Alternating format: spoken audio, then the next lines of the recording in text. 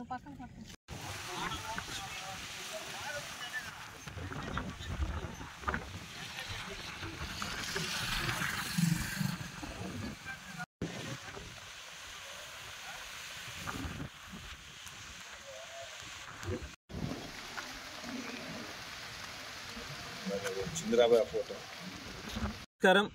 నా పేరు బొబ్బేపల్లి సురేష్ నాయుడు, సర్వేపల్లి నియోజకవర్గ జనసేన పార్టీ. నెల్లూరు జిల్లాలో 2వ స్థానంలో ఉన్నటువంటి చెరువు సర్వేపల్లి రిజర్వాయర్. ఈ చెరువు కింద 2 మండలాలకి తాగునీరు సాగునీరు అందించి 2000కు పైగా కుటుంబాలు చేపలను పట్టుకుని జీవనాన్ని కొనసాగించేటువంటి పరిస్థితి. అయితే 2014లో ఆనాటి తెలుగుదేశం పార్టీ ప్రభుత్వంలో అధీనంలో ఉన్నప్పుడు సోమిరెడ్డి చంద్రమోహన్ రెడ్డి గారు 4 కోట్ల రూపాయలతో ఈ చెరువు కట్టన మరామతుకి కేటాయించడం జరిగింది. వెంటనే ఎన్నికలు రావడం, వైసీపీ ప్రభుత్వం వచ్చిన తర్వాత ఏదైతే జూన్ 17వ తారీఖు 2021లో ఆనాటి ముఖ్యమంత్రి వైఎస్ జగన్మోహన్ రెడ్డి ఏదైతే మన విక్రమసింహపురి యూనివర్సిటీకి వచ్చినప్పుడు ఆనాటి వ్యవసాయ శాఖ మంత్రి కాకాని గోవర్ధన్ రెడ్డి ఈ యొక్క రిజర్వాయర్ గురించి ఆయనకి విశ్లేషణ తెలియజేసి 11.10 కోట్ల రూపాయలతో ఈ యొక్క రిజర్వాయర్ కట్టని నిర్మాణం చేయాలని చెప్పడం జరిగింది. దానికి సంబంధించి ఆయన వెంటనే శాంక్షన్ చేయడం. అయితే అది 2022కు పూర్తి కావాల్సి ఉంటే మరి 2024 ఎన్నికల వరకు కూడా ఈ కట్ట నిర్మాణం జరగకపోగా ముచాంగ్ తుఫానుకు ముందు కనీసం 6 అడుగుల లోతు గండ్లు పడిపోయి కట్ట కనీసం 1 అడుగు 1.5 అడుగు మాత్రమే ఉండినటువంటి పరిస్థితి.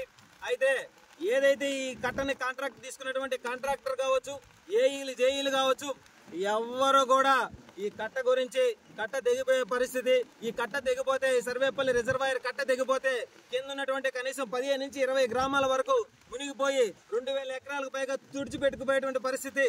మూగ జీవాలన్నింటినీ కూడా ప్రాణాలు పోయేటువంటి పరిస్థితి.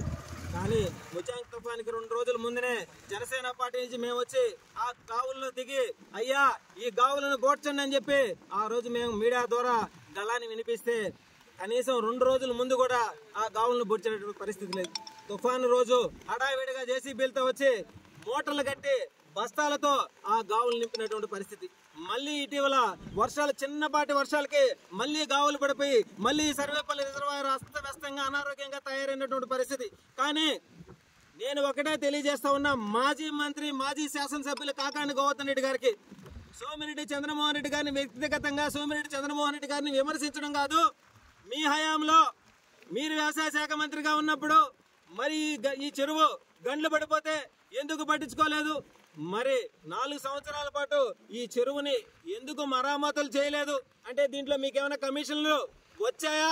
లేకపోతే మీ వైసీపీ నాయకులందరూ కూడా ఈ చెరువులో ఉన్నటువంటి కోట్ల రూపాయలు విలువ చేసే గ్రావెల్ని దోచుకొని వాళ్ళ కోసం ఏమైనా కాంట్రాక్ట్ ఆపారా? మీ అవినీతి అక్రమాలకి బలైపోయింది ఈ సర్వేపల్లి రిజర్వాయర్.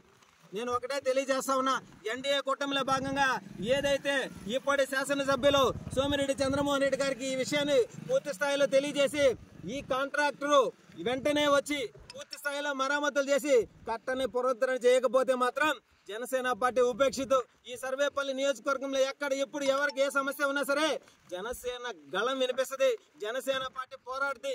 నా సర్వేపల్లి నియోజకవర్గంలో నెల్లూరు జిల్లాలో 2వ స్థానంలో ఉన్నటువంటి సర్వేపల్లి రిజర్వాయర్ని మేము కాపాడుకోలేకపోతే మేము ఉన్నా ఒకటే ఊడిపోయినా ఒకటే. కాబట్టి ఈ యొక్క రిజర్వాయర్ కట్టను కాపాడుకుంటాం. అదేవిధంగా జేఈలు ఎవరు దీన్ని అనుకున్నారో వాళ్ళందరి పైన కూడా కఠిన చర్యలు తీసుకునేంత వరకు నేనైతే ఉపేక్షించను. వెంటనే ఎవరైతే జేఈలు ఈ కట్టని లీజుకు తీసుకున్నట్టు, ఈ కట్టని కాంట్రాక్ట్ తీసుకున్నట్టు కాంట్రాక్టర్కి వెంటనే తెలియజేసి ఈ గావులను వెంటనే పోడ్చాల. పెద్ద వర్షాలు వస్తే పరిస్థితి అస్తవ్యస్తంగా తయారయ్యేటువంటి పరిస్థితి. అదేవిధంగా ఈ కట్ట నిర్మాణం కోసం అని చెప్పి 1000 ఎకరాలని బీడు పెట్టినటువంటి పరిస్థితులు కూడా మనం చూసాం. మరి ఆయన చూస్తే నేను వ్యవసాయ శాఖ మంత్రిగా ఈ సర్వేపల్లి నియోజకవర్గాన్ని ఏదో ఉద్ధరించాను, ఏదో తెల్లార్చానని చెప్పాడు. మరి ఏం తెల్లార్చాడో మాకైతే తెలియదు. కానీ కోట్ల రూపాయలు విలువ చేసి ప్యాలెస్ని మాత్రం నిర్మించుకున్నాడు, కోట్ల రూపాయలు విలువ చేసేటువంటి గ్రావెల్ని దోచుకున్నాడు, కోట్ల రూపాయలు విలువ చేసేటువంటి భూములను ఆక్రమించాడు, కోట్ల రూపాయలు విలువ చేసేటువంటి ఇసుకని దోచుకున్నాడు, కోట్ల రూపాయలు విలువ చేసేటువంటి క్వాడ్జీని దోచుకున్నాడు. మరి ఆయన ఈరోజు స్థిమితంగా గుండుగా పౌడర్ కొట్టుకొని మీడియా ముందుకు వచ్చి ఆయన మాట్లాడే మాటలేందంటే, ఆయన నేను నీతిమంటుని, నేను అవినీతి చేయలేదు, ఛాలెంజ్లకు రా అంటే ఈడకి రమ్మంటున్నామేమో. నువ్వు చేసిన అవినీతి అక్రమాలన్నిటి కూడా కళ్ళెక్క కట్టినట్టు కనిపిస్తున్నాయి. కాబట్టి సర్వేపల్లి నియోజకవర్గ ప్రజలు నీకు బుద్ధి చెప్పారు. ఏదైతే ఈ సర్వేపల్లి రిజర్వాయర్ని కాపాడుకోవడం కోసం మేము ఎప్పుడూ కూడా వెనకడుగు వేయం.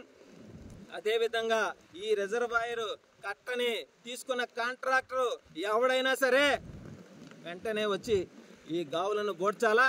దీనికి ఏఈలు జేఈలు అందరూ కూడా వెంటనే స్పందించాలా. స్పందించకపోతే స్పందించేటట్టు చేయనాటికి జనసేన పార్టీ ఎప్పుడు సిద్ధంగా ఉందని చెప్పి మనస్ఫూర్తిగా తెలియజేస్తా ఉంది.